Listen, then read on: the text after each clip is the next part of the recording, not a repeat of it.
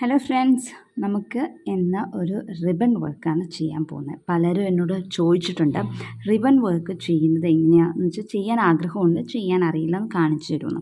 ഞാൻ ഇന്നൊരു നെറ്റ് മെറ്റീരിയലാണ് ചെയ്യുന്നത്, ഒരു വൈറ്റ് നെറ്റാണ്. അപ്പം അതുകൊണ്ടാണ് നിങ്ങൾക്ക് അത്രയ്ക്ക് ക്ലിയറായിട്ട് ഡിസൈൻ വിസിബിൾ അല്ലാത്തത്. എന്താണെന്ന് വെച്ചാൽ നെറ്റിൽ വരയ്ക്കുമ്പോൾ അത്രയ്ക്ക് ഇതായിട്ട് കാണത്തില്ല. നെറ്റിൽ വരയ്ക്കുമ്പോൾ തന്നെ നമ്മൾ ഫ്രെയിം ഇട്ടിട്ട് വേണം ഡിസൈൻ ട്രാൻസ്ഫർ ചെയ്യാൻ, അല്ലെങ്കിൽ നമുക്ക് വരച്ചെടുക്കാൻ ബുദ്ധിമുട്ടായിരിക്കും. അപ്പോൾ ഫ്രെയിം ഇട്ടിട്ട് ഡിസൈൻ വരച്ചെടുക്കുക. അപ്പോൾ അങ്ങനെ ഒരു കുഞ്ഞ് സിമ്പിളായിട്ടുള്ളൊരു ഡിസൈനാണ് ഞാൻ വരച്ചു വെച്ചിരിക്കുന്നത്. ഇനി ഞാൻ എടുക്കുന്ന റിബൺ എന്ന് പറഞ്ഞിട്ടുണ്ടെങ്കിൽ വളരെ വീതി കുറഞ്ഞ റിബണാണ്. അപ്പോൾ റിബണിൻ്റെ സൈഡിൽ ഇതുപോലെ നമുക്ക് എളുപ്പത്തിൽ കോർത്തെടുക്കാൻ വേണ്ടിയിട്ടാണ്. ഇതുപോലെ കോണിച്ച് നമ്മൾ കട്ട് ചെയ്യുവാണെങ്കിൽ നമ്മുടെ നീഡിലിൻ്റെ ഹോളിൽ കൂടെ പെട്ടെന്ന് സുഖമായിട്ട് കയറാൻ പറ്റും. അപ്പം നമുക്ക് ഏറ്റവും നല്ല ഐ ഹോളുള്ള നീഡിൽ തന്നെ നമ്മൾ ചൂസ് ചെയ്യുക. അത് കഴിഞ്ഞിട്ട് ഇതിൻ്റെ ഉള്ളിൽ കൂടെ ഇതുപോലെ നമുക്കെടുത്ത് ഈസി ആയിട്ട് ഇങ്ങനെ കയറിപ്പോയിക്കോളും. ഒരു കുഴപ്പമില്ലാണ്ട് നമുക്ക് പെട്ടെന്ന് തന്നെ കോർത്തെടുക്കാം. കണ്ടോ, ഇങ്ങനെ കോർത്തെടുത്തു.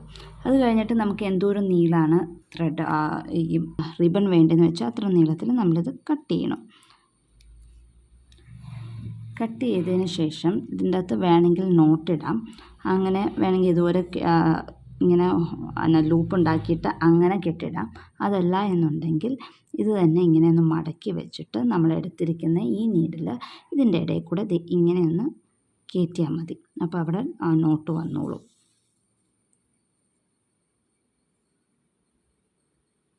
ഇത് ഇങ്ങനെ നോട്ടായി, ഇതൊരു നോട്ടായിട്ടുണ്ട്. അപ്പം അങ്ങനെ ചെയ്താലും മതി. അത് കഴിഞ്ഞ് ഇനി വർക്ക് ചെയ്യാനായിട്ടാണ് ഇത് കട്ടിയുള്ള മെറ്റീരിയൽ റിബൺ വർക്ക് ചെയ്യാൻ ഇത്തിരി ബുദ്ധിമുട്ടായിരിക്കും. ഇത് കയറ്റി പോകാനും ഇറങ്ങി വരാനൊക്കെ ആയിട്ട്. അപ്പം ഒത്തിരി കട്ടിയുള്ള മെറ്റീരിയൽ ചെയ്യാണ്ടിരിക്കുന്നതായിരിക്കും നല്ലത്. ഇതിങ്ങനെ എടുത്തു. അത് കഴിഞ്ഞിട്ട് ഈ റിബണിന് നല്ല സ്മൂത്തായിട്ടുള്ള ഷൈനിങ് പോർഷനും അല്ലാത്ത പോർഷനും ഉണ്ടാകും. ഇത് സാറ്റിൻ റിബണാണ്. അപ്പം ഇതിൻ്റെ അകത്ത് ഈ നല്ല പോർഷൻ ഇങ്ങനെ വെച്ചിട്ട് എന്തോരമാണ് വേണ്ടത് നമുക്ക് പല രീതിയിലും റിബൺ വർക്ക് ചെയ്യാം. റിബൺ വർക്കും കൊണ്ട് ലേസി ഡേസി ചെയ്യാം. അതല്ല ഇപ്പം ഞാൻ ചെയ്യണവരെ ഇങ്ങനെ പെറ്റൽ വെച്ചിട്ട് ഇതിൻ്റെ സെൻറ്ററിൽ അങ്ങനെ താത്താം. അങ്ങനെ പല രീതിയിലും നമുക്ക് ചെയ്യാവുന്നതാണ്. അപ്പോൾ ഇതിപ്പോൾ ഞാൻ സെൻറ്ററിൽ താത്തുകയാണ്. ഏറ്റവും എളുപ്പത്തിലുള്ള റിബൺ വർക്കാണ് നമ്മൾ കാണുന്നത്. അപ്പോൾ എന്തോരം ലെങ്ത് പെറ്റലിന് വേണ്ടതെന്ന് വെച്ചാൽ ആ ലെങ്ത്തിന് വെച്ചിട്ട് സെൻറ്ററിൽ റിബണിൻ്റെ സെൻറ്ററിൽ നമ്മൾ ഈ നീഡിൽ വെച്ച് തന്നെ താത്തുകയാണ്.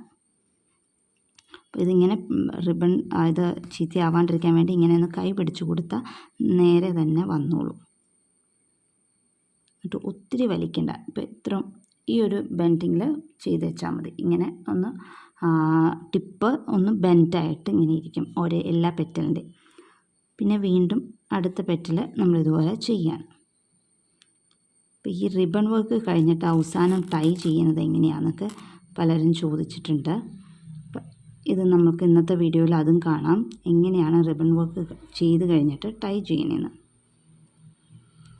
ഇതുപോലെ എടുത്തിട്ട് അടുത്തത് വീണ്ടും ഇതുപോലെ തന്നെ സെൻറ്ററിൽ താത്തുക.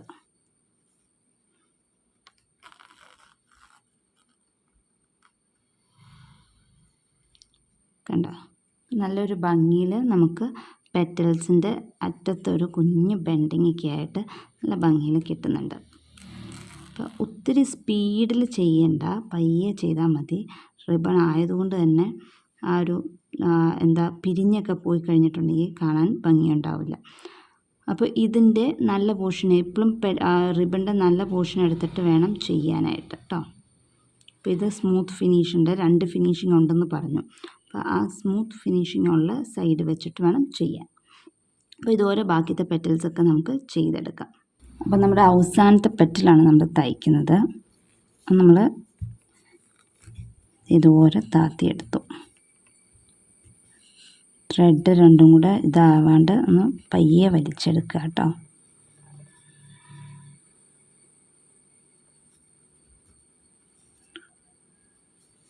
ഓക്കെ, നമ്മൾ ഈ ഒരു ഫ്ലവർ പെറ്റൽ ഫ്ലവർ തയ്ച്ച് കഴിഞ്ഞിട്ടുണ്ട്. ഇനി എങ്ങനെ ഇത് കെട്ടിടണേ എന്നുള്ളതാണ്. ബാക്ക് സൈഡ് എടുക്കുക. ബാക്ക് സൈഡ് എടുത്തിട്ട് സാധാരണ നമ്മൾ ഇങ്ങനെ ത്രെഡ് എടുക്കണമെന്ന് വെച്ചാൽ അതുപോലെ ഇങ്ങനെയൊന്ന് എടുക്കുക. ഇതിൻ്റെ ഇടയിൽ കൂടെ നമ്മൾ വലിച്ചെടുക്കുകയാണ്.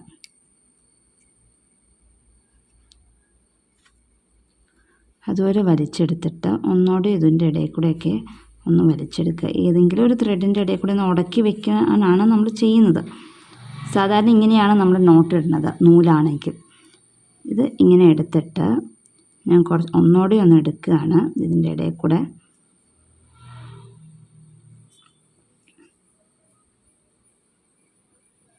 അത് കഴിഞ്ഞിട്ട് കട്ട് ചെയ്യുക. നമുക്ക് ആ പോർഷൻ എന്തോരോ വേണം എന്ന് വെച്ചാൽ ബാക്കിയുള്ള റിബൺ കട്ട് ചെയ്ത് കളയുക. കുറച്ച് പൊങ്ങിയിരുന്നോട്ടെ, കുഴപ്പമില്ല. എന്ന് വെച്ചാൽ ഒത്തിരി പൊങ്ങിയിരിക്കാനും പാടില്ല. എന്ന് വെച്ചാൽ ഇത് നമ്മുടെ നെറ്റാണ്. ബാക്കി നമ്മളൊരു ലൈറ്റർ എടുത്തിട്ട് ആ സൈഡ്, ആ റിബണിൻ്റെ ആ ഒരു പോർഷൻ കരിച്ച് കളയുകയാണ്. ഇങ്ങനെ ചെയ്തിട്ട് ഇങ്ങനെയൊന്ന് കരിച്ച് കളഞ്ഞാൽ മതി. അതവിടെ ഇരുന്നോളും. ഒന്ന് ഒട്ടിച്ച് വെച്ചാൽ മതി, അതവിടെ ഇരുന്നോളും. പിന്നെ ഊരിപ്പോരത്തില്ല. അപ്പം അങ്ങനെയാണ് നമ്മൾ റിബൺ അവസാനം ടൈ ചെയ്യുന്നത്. അങ്ങനെ ടൈ ചെയ്യാം. അതല്ല എന്നുണ്ടെങ്കിൽ ഇച്ചിരി നീളത്തിൽ ഇപ്പോൾ ആദ്യം ചെയ്തപോലെ നൂല് കെട്ടുന്ന മാതിരി കെട്ടിയിട്ട് ഇത്തിരി നീളം വെച്ചിട്ട് കട്ട് ചെയ്ത് കളഞ്ഞാലും മതി. നൂല് കെട്ടുന്നതോടെ കെട്ടി എന്താണെന്ന് വെച്ചാൽ ഇത് അഴിഞ്ഞിരിക്കും. വലുതായതുകൊണ്ട് നമുക്ക് വലിക്കാൻ പറ്റില്ല, ടൈറ്റും ചെയ്യാൻ പറ്റില്ല. അപ്പോൾ അതിങ്ങനെ അഴിഞ്ഞിരിക്കുമ്പം അങ്ങനെയാണെങ്കിലും ചെയ്യാം, ഇങ്ങനെയും ചെയ്യാം. ഒന്ന് കരിച്ച് വെച്ചിട്ടുണ്ടെങ്കിൽ അത് അവിടെ ഇരുന്നോളൂ, പിന്നെ ഊരിപ്പോരില്ല. അങ്ങനെയും ചെയ്യാം. ഇങ്ങനെയാണ് നമ്മുടെ ഫ്ലവർ പെറ്റൽ തയ്ക്കുന്നത്. ഇതിപ്പം ഞാൻ അവിടെ താഴെ വലിച്ചുകൊണ്ടാണ് ഇതൊന്നും പയ്യെ വിടർന്നിരുന്ന പെറ്റൽ പയ്യെ ചുങ്ങിപ്പോയത്. നമ്മൾ പയ്യെ ഒന്ന് വിടർത്തി വെച്ചാൽ മതി, വന്നോളൂ കേട്ടോ. ഇനി നമുക്ക് ലീഫ് തയ്ക്കാം. ലീഫ് തയ്ക്കാനായിട്ട് ഞാനിവിടെ റിബൺ അല്ല എടുക്കുന്നത്, ആങ്കർ ത്രെഡ് തന്നെയാണ് ചൂസ് ചെയ്തിരിക്കുന്നത്. അതപ്പം 6 strands എടുത്താണ് വെച്ചിരിക്കുന്നത്. 6 strands എടുത്ത് വെച്ച് ഇതുപോലെ നമുക്ക് ഫിഷ് ബോൺ സ്റ്റിച്ച് യൂസ് ചെയ്ത് നമുക്ക് ലീഫ് അങ്ങ് തയ്ക്കാം.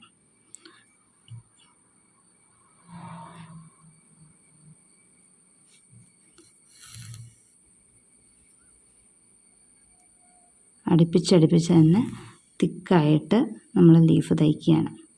അത് കഴിഞ്ഞിട്ട് ഈ റിബൺ വർക്കൊക്കെ ചെയ്യുമ്പോൾ നിറച്ചും ബീഡ്സ് അല്ലെങ്കിൽ സ്റ്റോൺസ് ഒക്കെ വെച്ചാൽ കുറച്ചും കൂടെ ആ ഒരു ഫിനിഷിങ് കിട്ടും നമുക്ക്.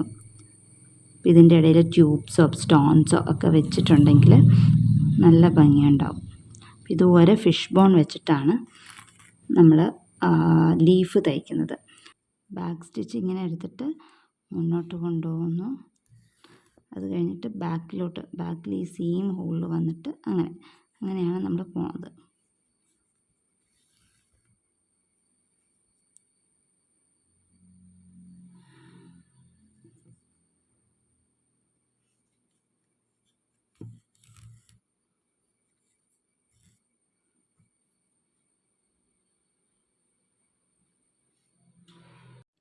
അപ്പോൾ നമ്മൾ തയ്ച്ചു കഴിയുമ്പം ഈ ഒരു ഫ്ലവറിൻ്റെ ലുക്ക് ഇങ്ങനെയാണ് വരുന്നത്. വളരെ സിമ്പിളായിട്ട് നമ്മൾ റിബണിൽ തയ്ച്ചു തീർക്കാൻ പറ്റിയ ഒരു ഡിസൈനാണ്.